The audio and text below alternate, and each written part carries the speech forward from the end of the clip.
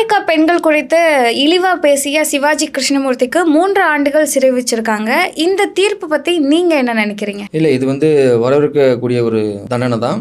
ஏன்னா அவர் வயசுக்கும் அவர் பேச்சுக்கும் சம்மந்தமே இல்லை. ஒரு வயதில் மூத்தவர் ஒரு பொது மேடையில் பெண்கள் கூட இருக்கிற மேடையில் பெண்கள் எதிரில் இருக்கிறப்போ எப்படி பேசணுன்றது கூட தெரியாமல் வாய்க்கு வந்ததெல்லாம் ஆபாசம் பேசுறது, அசிங்கசியமாக பேசுறது, கொச்சையாக பேசுறது, டபுள் மீனிங் பேசுறது காலங்காலமாக அவர் பேசிட்டு வந்துட்டே தான் இருக்காரு. ஆனால் ஒவ்வொரு வாட்டியும் அவர் சிறையில் போடுற மாதிரி போடுவாங்க. ஆனால் உடனே வெளியே வந்துருவார். ஆனால் இந்த முறை 3 ஆண்டு சிறைன்றது சொல்லியிருக்காங்க நீதிமன்றம். அந்த மாதிரி தீர்ப்பு கொடுத்தது வரவேற்கத்தக்கது தான். ஏன்னா ஒரு அரசியல் ஒரு நாகரிக அரசியலாக இருக்கணும், ஒரு பண்பட்ட அரசியலாக இருக்கணும். இந்த மாதிரி அவதூறு பரப்புறதும் அசிங்கசியமாக பேசுறது அரசியல் இருக்கவே கூடாது. தனிமது தாக்கல் பண்ணவே கூடாது. அது இந்த கட்சியில் எந்த கட்சியாக இருந்தாலும் அந்த மாதிரி பேசுகிற ஆளுங்களை கட்டாயமாக நீதிமன்றம் தண்டனை கொடுத்து அவங்களை ஜெயிலில் போகணுன்றதான் ஒரு வேண்டுகோளாக இருக்குது.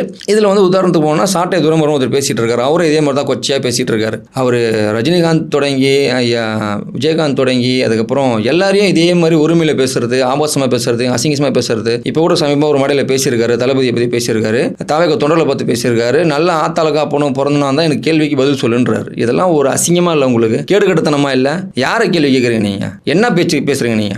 இதெல்லாம் அநாகரிகத்தின் உச்சம். இதுதான் தமிழ் தேசம் சொல்லி கொடுத்ததா உங்களுக்கு? இந்த மாதிரி தான் மேடையில் அசிங்கசமாக பேசணும், இந்த மாதிரி தான் கேவலமாக பேசணும். என்ன இது? உங்களுக்கு ஒரு அரசியல் பிடிக்கலன்னா நீங்க அதை விமர்சனம் பண்ணுங்க. ஆனால் கேடு கட்டத்தனமா இந்த மாதிரி அரசியல் பண்ணுவீங்க நீங்க, இந்த மாதிரி பேசுவீங்க நீங்க. அப்புறம் என்னத்துக்கு தமிழ் வீரனா தெரியுமா, தமிழ் மானனா தெரியுமா, தமிழ் பண்பாடனா தெரியுமா, கலாச்சாரம்னா தெரியுமா, இந்த மாதிரி பேசிட்டு இருக்கீங்க நீங்க? தமிழ் கலாச்சாரம் தான் சொல்லி கொடுத்ததா மேடையில்?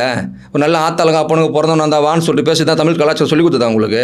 வெட்கி தலை குனியணும், புரியுதுங்களா? உங்களை மாதிரி ஆட்கள் இருக்கவே தான் தமிழை வச்சு வியாபாரம் பண்ணவே தான் தமிழுக்கு இன்னைக்கு அவ்வளோ அவமானமாக நிற்கிது. உங்களை மாதிரி ஆட்களோட வாயிலிருந்து வருது பார்த்தீங்களா, நான் தமிழுக்காக நிற்கிறேன், தமிழுக்காக நிற்கிறேன், தமிழ் இனத்துக்காக நிற்கிறேன்ட்டு. இது எல்லாமே போலி பிம்பம். இந்த மாதிரி சொல்லுவீங்க, ஆனால் தமிழுக்கு உண்மையாக இருந்துருக்கீங்களா நீங்க? இதோட நிறுத்திக்கணும். இவங்களும் இந்த மாதிரி யாரும் பேசவே கூடாது. மாற்று கட்சியில் இருந்தாலும் சரி, எந்த கட்சி இருந்தாலும் சரி, அந்த மாதிரி பேசக்கூடாது தான் நம்மளோட வேண்டுகோள். இதை சாட்டை துரைமுருகன் தொடர்ச்சியாக பேசக்கூடாது. இதை வன்மையாக கண்டிக்கிறோம். இதை நிப்பாட்டிக்கணும் அவர்.